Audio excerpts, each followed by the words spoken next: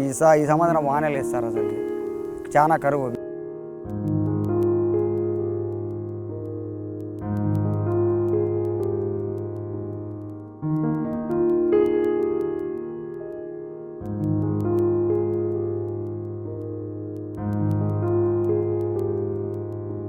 ఇక్కడ బయటికి పోతే ఇక్కడ లేదు సార్, డబ్బు పెట్టి కొనాలా. ఒక కయ్య కొనాలంటే 2000 ఇస్తావా 3000 ఇస్తావా పూట్లకు తోలుతావా అని అంటారు.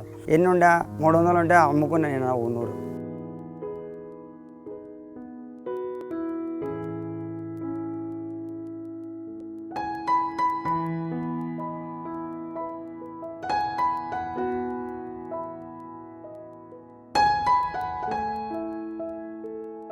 ఫస్ట్ ఇదంతా కూడా చాలా బీడుగా ఉండింది. రైతు దిక్కుదోచిన పరిస్థితిలో ఉంటే ఒకరోజు ముందే వచ్చి ఇక్కడే చెట్టు కింద మేము సీడ్ ఫెర్టిలైజేషన్ చేసాం సార్. విత్తనాలు వేసేసాము.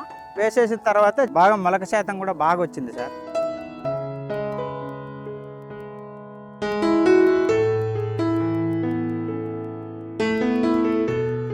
రెండు బలమైన వర్షాలు వచ్చాయి సార్. మే 21 తారీఖు వర్షం వచ్చింది. జూన్ నెల 11, 12 తారీఖు ఒక వర్షం వచ్చింది.